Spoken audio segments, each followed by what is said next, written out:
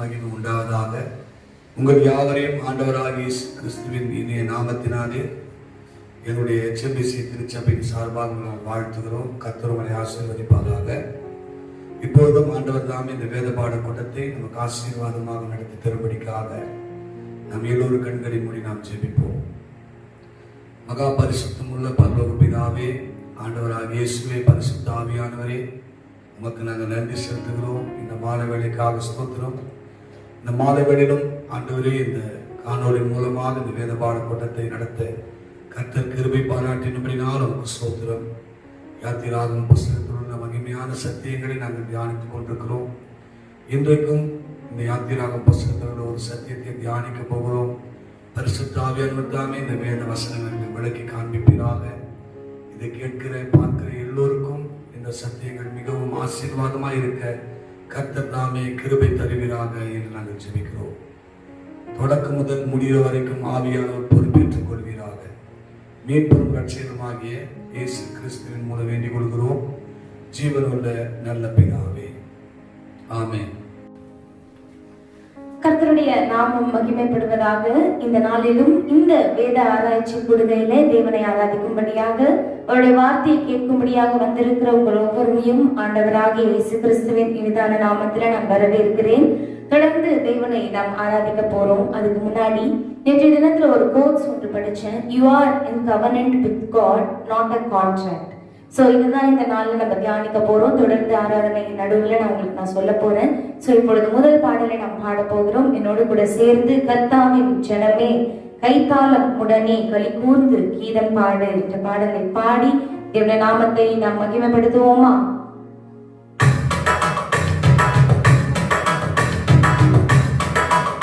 எல்லாருக்கும் தெரிந்த பாடல் நாம் சேர்ந்து பாடலாம். கர்த்தாவின் ஜனமே கைத்தாளம் உடனே களி கூர்ந்து கீதம் பாடு, சாலேமின் ராஜாவின் சொந்தமான சங்கீதம் பாடினாரு. கர்த்தாவின் ஜனமே கைத்தாளம் உடனே களி கூர்ந்து கீதம் பாடு, சாலேமின் ராஜாவின் சொந்தமான சங்கீதம் பாடினாரு. ஹல்லேலூயா ஹல்லேலூயா ஹல்லேலூயா ஹல்லேலூயா ஹல்லேலூயா ஹல்லேலூயா ஹல்லேலூயா ஹல்லேலூயா. பாவத்தின் சுமையகற்றி கொடும் பாதாள வலி விலக்கி, பாவத்தின் சுமையகற்றி கொடும் பாதாள வலி விலக்கி, பரிவாகனம் வைத்தரம் நீட்டி காத்து பரிசுத்த தேவனவரே, பரிவாகனம் வைத்தரம் நீட்டி காத்து பரிசுத்த தேவனவரே. ஹல்லேலூயா ஹல்லேலூயா ஹல்லேலூயா ஹல்லேலூயா ஹல்லேலூயா ஹல்லேலூயா ஹல்லேலூயா ஹல்லேலூயா. நீதியின் பாதையிலே அவர் நிதம் நம்மை நடத்துகின்றார். நீதியின் பாதையிலே அவர் நிதம் நம்மை நடத்துகின்றார். எது வந்த போதும் மாறாத இன்பம் புது வாழ்வை தருகிறாரே. எது வந்த போதும் மாறாத இன்பம் புது வாழ்வை தருகிறாரே. ஹல்லேலூயா ஹல்லேலூயா ஹல்லேலூயா ஹல்லேலூயா ஹல்லேலூயா ஹல்லேலூயா ஹல்லேலூயா ஹல்லேலூயா. வறுமையின் வாழ்வினிலே இயேசு மன்னவன் பாதத்திலே, வறுமையின் வாழ்வினிலே இயேசு மன்னவன் பாதத்திலே, பசிதாகமின்றி துதிகாரம் பாடி பரலோக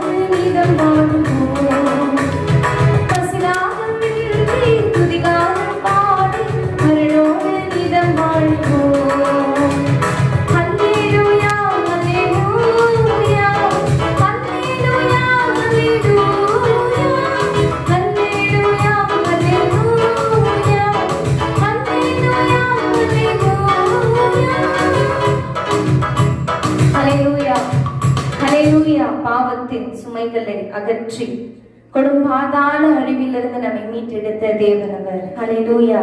எத்தனை பெரிய தேவன் அவர்.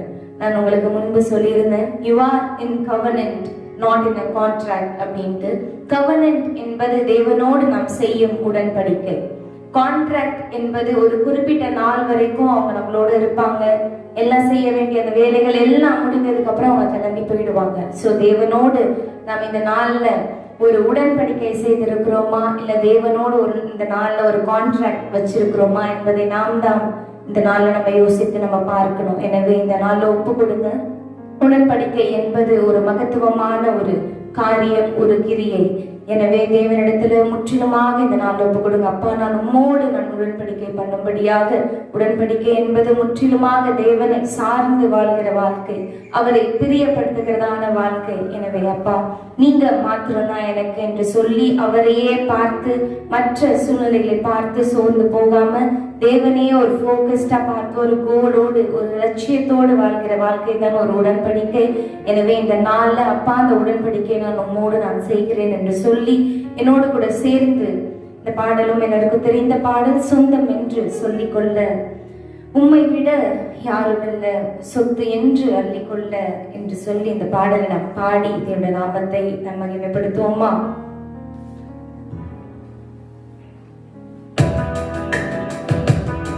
கூட சேர்ந்து இந்த பாடலை வெறும் பாடலாக அல்ல, உள்ளத்தின் ஆழத்திலிருந்து நாம் சேர்ந்து நாம் பாடுவோம்.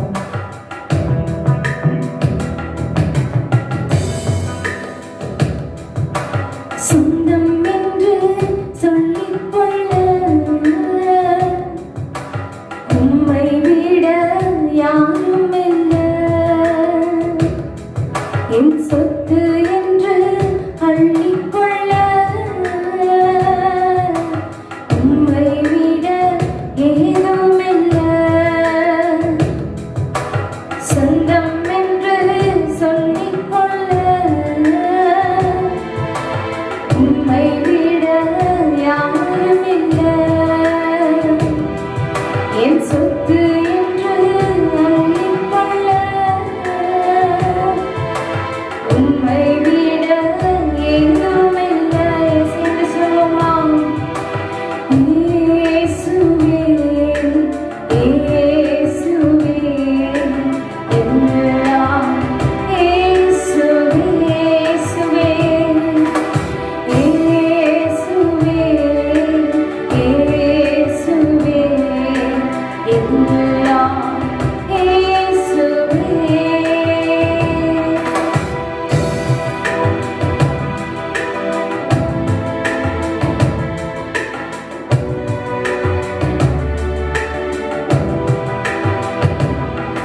உந்தரும் புகழாம் நான் சுகமானே, உம் வார்த்தையினால் நான் பலனானே. உந்தரும் புகழாம் நான் சுகமானே, உம் வார்த்தையினால் நான் பலனானே. நான் பலனானே, நான் பலனானே. சொந்தம் என்று சொல்லிக்கொள்ள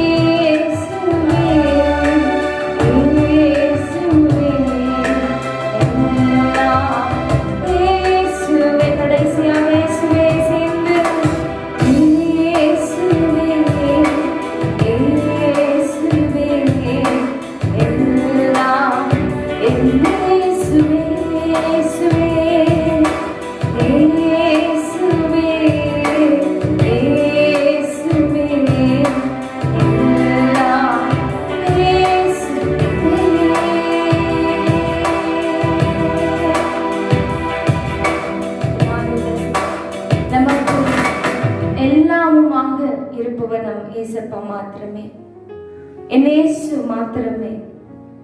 எனவே இந்த உலகத்துல நம்முடைய சொந்த பந்தங்களை பார்த்து, நமக்கு சுற்றி இருக்கவங்களை பார்த்து எப்பொழுதுமே இயேசுவை விட்டுறாதீங்க. நான் சொன்ன இந்த காரியம் நினைவில் கொள்ளுங்க. தேவனோடு செய்த அந்த கவனன்ட் முக்கியமா, இல்ல ஒரு கான்ட்ராக்ட் முக்கியமா என்பது.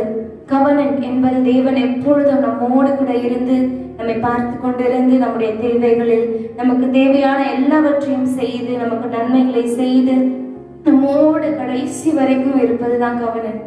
கான்ட்ராக்ட் என்பது ஒரு குறிப்பிட்ட நாள் வரைக்கும் தான். எனவே நாமும் அப்படியாக தான் இருக்கணும். தேவன் மாத்திரம் அப்படியாக நம்மிடத்தில் இருக்க வேண்டும் என்று நம்ம எதிர்பார்க்க கூடாது. எனவே நம்ம இப்படித்தானே செய்யறோம். நமக்கு தேவைப்படுறப்ப தேவனை தேடுறோம், தேவைப்படுறப்ப சபைக்கு வரோம், ஒரு சுகம் வேணும்னா தேவனை தேடுறோம். அப்படியாக அல்ல, எல்லா நேரத்திலும் தேவனை நாம் தேட வேண்டும். எனவே அப்பா, இந்த நாள்ல உம்மோடு ஒரு கவனன்ட், உம்மோடு ஒரு உடன்படிக்கையை நான் செய்கிறேன் என்று சொல்லி நீங்கள் ஒப்பு கொடுக்கும் பொழுது நிச்சயமாக நம்முடைய வாழ்க்கை ஒரு ஆசீர்வாதமாக, நிச்சயமாக நாம் எதிர்பார்ப்பதை விட அதிகமான ஆசீர்வாதங்களோடு வாழும்படியாக தேவன் நமக்கு அனுகிரகம் செய்வாராக. தொடர்ந்து கர்த்தர் தாமே நம்மை நடத்துவாராக. ஆமென்.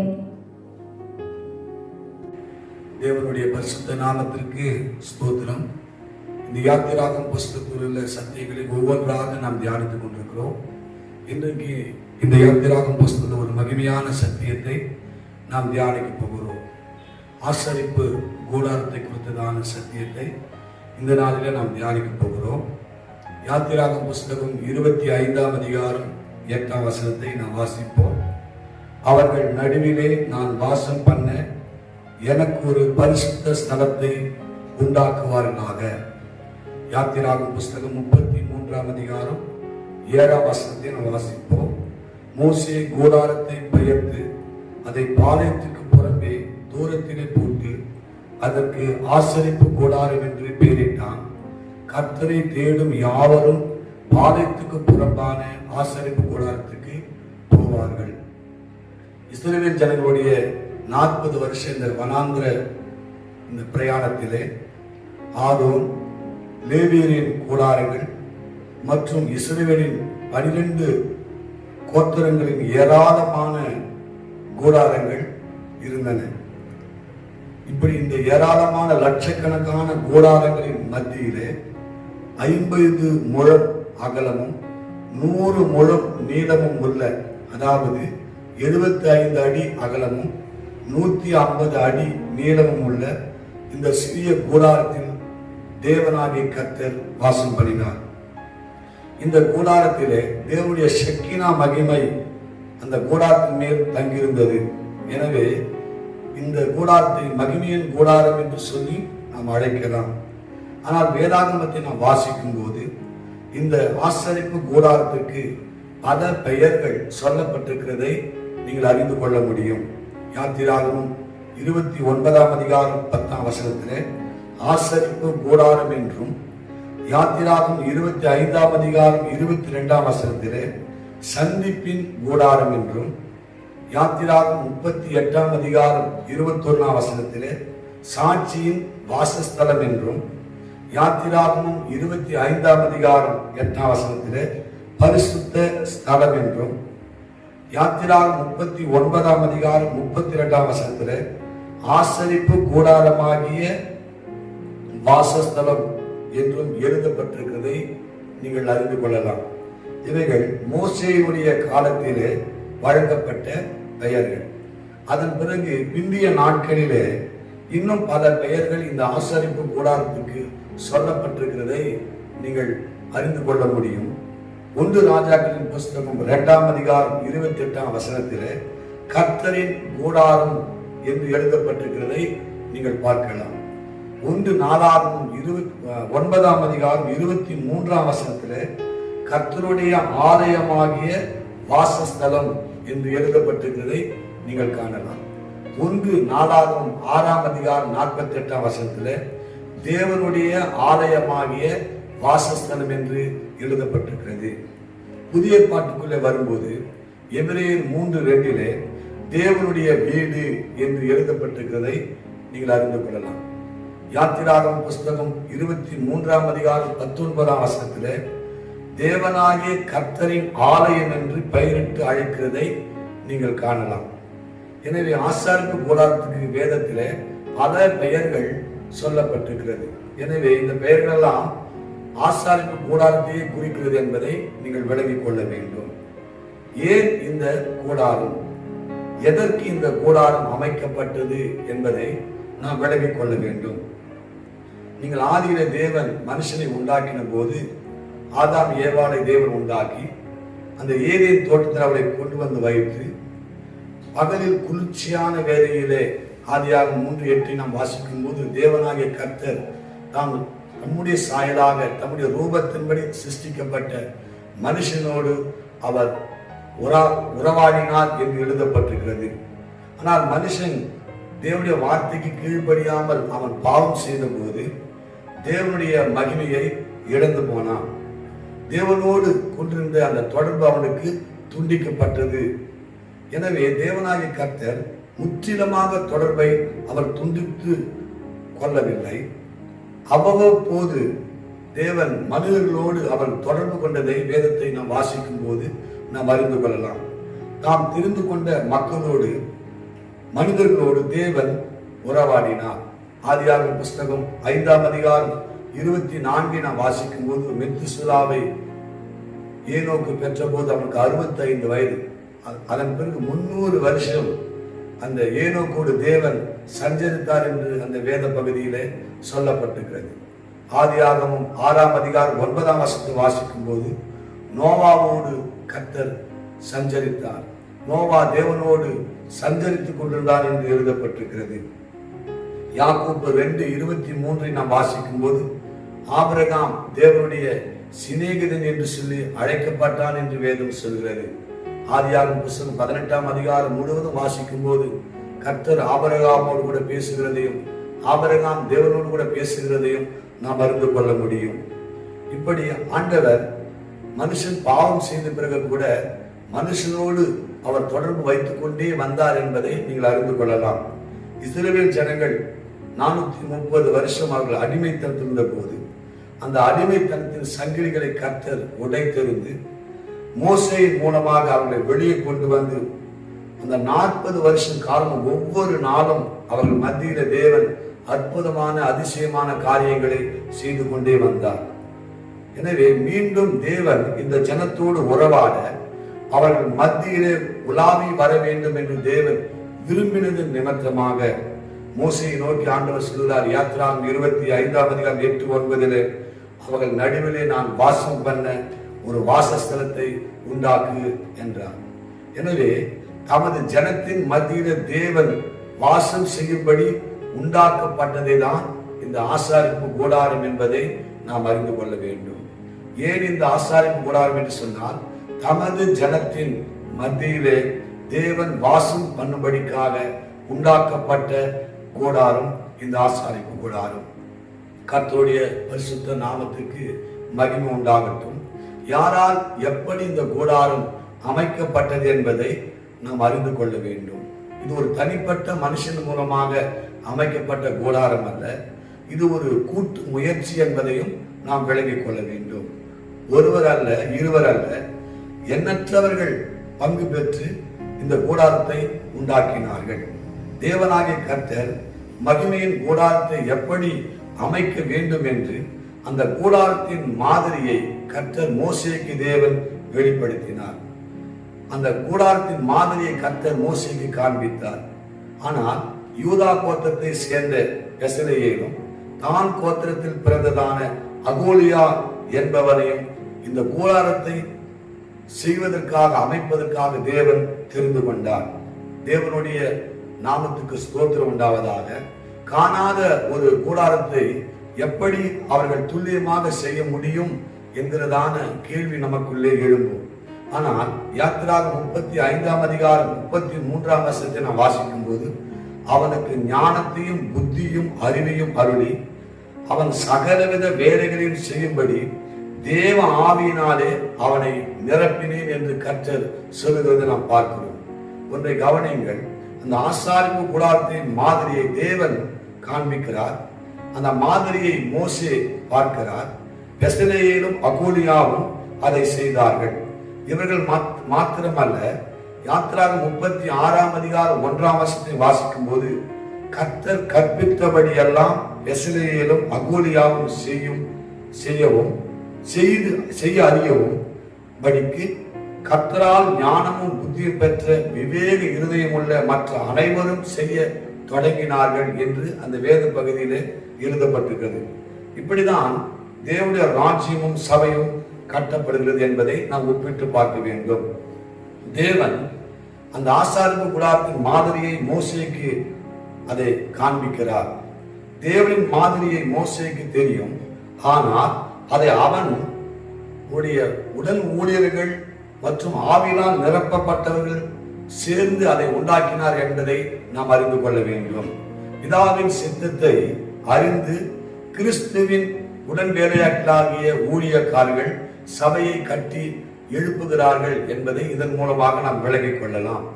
அதாவது பெசலேயேலும் அகோலியாவும் தேவ ஆவியினை நிறைந்து செய்தது போலவே தேவனுடைய ஆழங்களை அறிவிக்கிற பரிசுத்த ஆவியாருடைய அபிஷேகத்தை பெற்றவர்கள் மாத்திரமே சபையை கட்டி எழுப்ப முடியும் என்பதை இந்த சத்தியத்தின் மூலமாக நாம் விளங்கிக் கொள்ள வேண்டும்.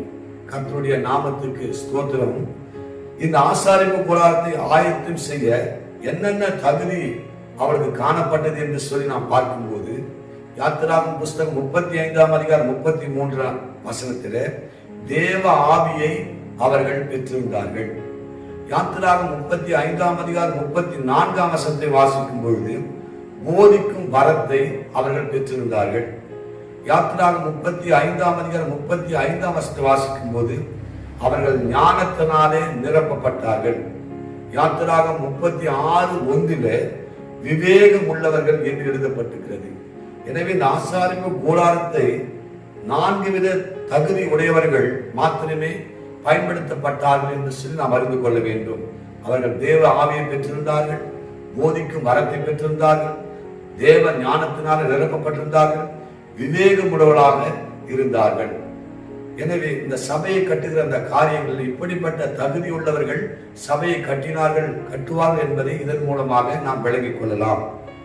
இதோ கூடாரம் என்று சொல்லி பார்க்கும்போது ஒரு சாதாரண கூடாரம் என்று சொல்லி நாம் நினைக்க கூடாது. தேவன் தங்குகிற மாளிகையாக அது காணப்பட்டது. இந்த கூடாரம் என்ற வார்த்தையை நீங்கள் பார்த்து இது ஏழை குடிசை போல என்று சொல்லி எண்ணக்கூடாது. யாத்திராகமம் புஸ்தகம் 35ஆம் அதிகாரம் 5-9 வரை வாசிக்கும் போது 15 விதமான பொருட்கள் இந்த ஆசாரிப்பு கூடாரத்தை செய்வதற்காக பயன்படுத்தப்பட்டது என்று சொல்லி வேதத்தில் சொல்லப்பட்டிருக்கிறது. குறிப்பாக சுத்தமான பொன், வெள்ளி, வெண்கலம், இரத்தாம்பர நூல், வெளியேற பெற்ற கற்கள், ஆட்டு மயில், மிருகத்தோல், மரம், இப்படி பலதரப்பட்ட பொருட்களால் செய்யப்பட்டதுதான் இந்த ஆசாரிப்பு கூடாரம்.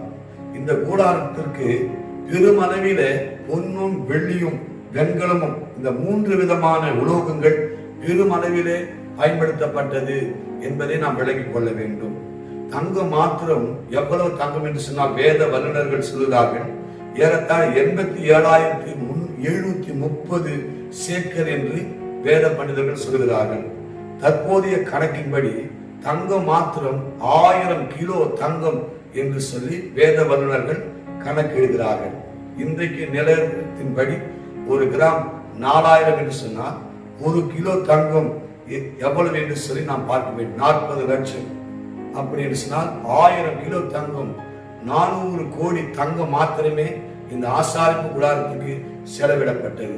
அப்ப மற்ற உலோகங்கள், வெண்கலம், வெள்ளி, மற்ற பொருட்களாம் இதெல்லாம் கணக்கிட்டு பார்க்கும்போது ஏறத்தாழ 1000 கோடி ரூபாய் இந்த ஆசாரிப்பு கூடாரத்துக்கு செலவிடப்பட்டது என்பதை நாம் அறிந்து கொள்ள வேண்டும். இது நமக்கு மிகவும் ஆச்சரியமாக இருக்கிறது அல்லவா? ஆக மொத்தம் 1000 கோடி ரூபாய் இன்றைய கணக்கின்படி அந்த ஆசாரிப்பு கூடாரத்துக்கு செய்யப்பட்டது. இவ்வளவு பொன்னும் இவ்வளவு வெள்ளி வெளியேற பெற்றதான அந்த கற்கள் அவளுக்கு எங்கிருந்து வந்தது என்று சொன்னால், இஸ்ரவேல் புத்திரர் ஆசாரிப்பு கூடாரத்தை செய்வதற்காக உற்சாகமாய் கொடுத்ததான காணிக்கைகள். தேவனுடைய பரிசுத்த நாமத்திற்கு மகிமை உண்டாவதாக. 430 வருஷம் எகிப்தில் அடிமைகளாயிருந்து ஆலோட்டிகள் மட்டும் அடிக்கப்பட்டு சாப்பாட்டுக்கே திருப்தியா சாப்பிட முடியாத நிலைமையில் இருந்த அந்த இஸ்ரவேல் ஜனங்கள் இவ்வளவு பொன் வெள்ளி வெண்கலம் இவ்வளவு மதிப்பு நிறைந்த பொருட்களை அவள் எப்படி கொடுக்க முடிந்தது என்று சொல்லி பார்க்கும்போது, இவர்கள் எகிப்தை விட்டு புறப்பட்ட போது எகிப்து மக்கள் வழியே வந்து இவளுக்கு வாரி கொடுத்தார்கள் என்று சொல்லி யாத்திராகம் 12ஆம் அதிகாரம் 35ஆம் வசனத்திலே சொல்லப்பட்டிருக்கிறது. இதை ஏற்கனவே கர்த்தர் ஆபிரகாமுக்கு சொல்லியிருந்தார். ஆதியாகமம் 15ஆம் அதிகாரம் 14, 15 வாசிக்கும் போது, உன்னுடைய சந்ததியார் 4 தலைமுறை மட்டும் அந்நிய தேசத்தில் அவர்கள் அடிமைத்தனத்தில் இருப்பார்கள். அதன் பிறகு அந்த அடிமைத்தனத்தின் சங்கிலிகளை உடைத்து நான் அவர்களை கொண்டு வருவேன்.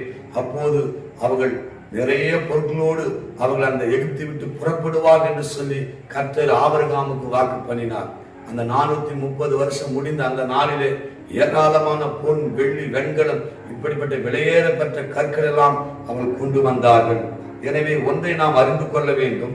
நமக்கு கொடுக்கப்படுகிறதான ஆஸ்தி ஆசீர்வாதம் தேவனின் மகிமையான ஊழியத்துக்கும் சபை கட்டுகிற காரியத்துக்கும் உதவி செய்வதற்காக தான் என்பதை இந்த சத்தியத்தின் மூலமாக நாம் விளங்கிக் கொள்ள வேண்டும்.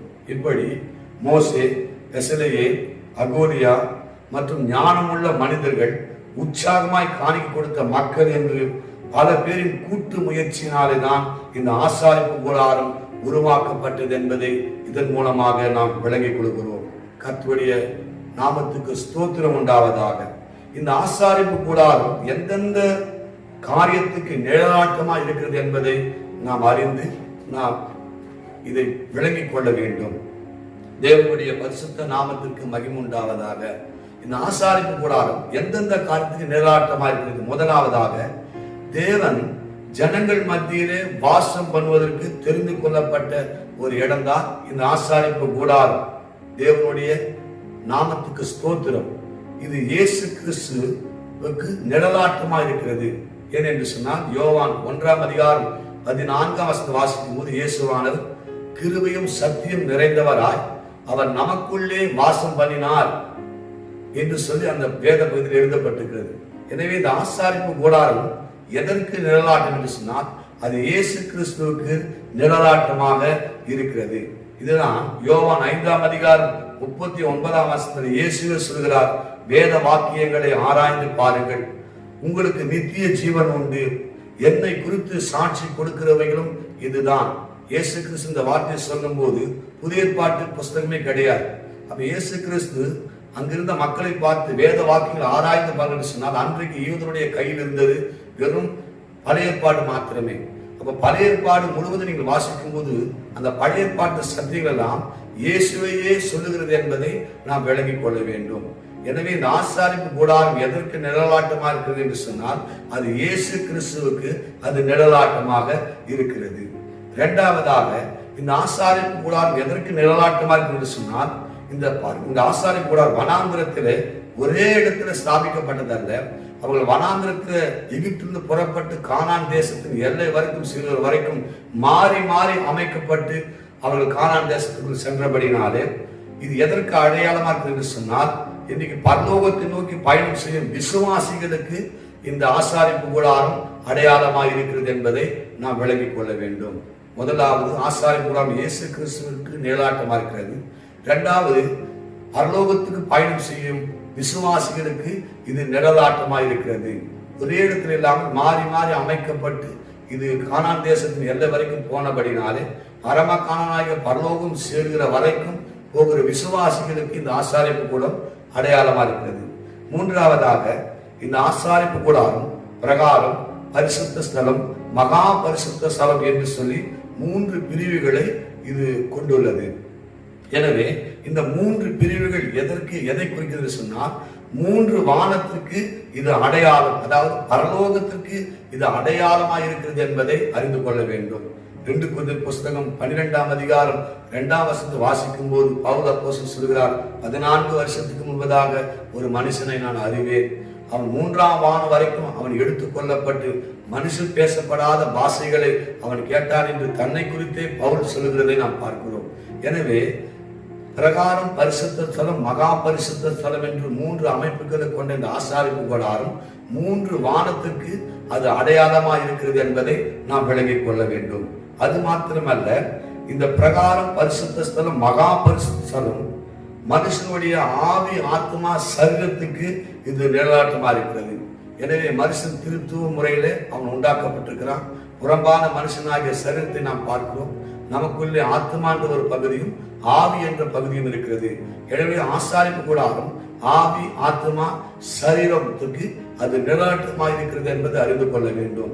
எனவே இன்றைக்கு சபைகளிலே இந்த ஆசாரிப்பு கூடாரத்தை குறித்தும் பிரசங்கம் பண்ணுவது இல்லை, ஆவி ஆத்மா சரீரத்தை குறித்தும் பிரசங்கம் பண்ணுவதில்லை. ஆனால் நம்முடைய திருச்சபையில ஏறத்தாழ 1 வருட காலமாக ஆவி ஆத்மா சரீரத்தை குறித்து நம்முடைய தலைமை போதகர் அவர்கள் நன்றாக பிரசங்கித்திருக்கிறார்கள். நம்முடைய சபையில் இருக்கிற விசுவாசிகளுக்கு இந்த ஆவி ஆத்மா சரீரத்தை குறித்து நல்ல சத்தியங்கள் தெரியும். எனவே இந்த ஆசாரிப்பு கூடாரம் என்பது எதற்கு நிழலாட்டமா இருக்கிறது என்று சொன்னால், மனுஷனுடைய ஆவி ஆத்மா சரீரத்துக்கு அது நிழலாட்டமா இருக்கிறது என்பதை நாம் விளங்கிக் கொள்ள வேண்டும்.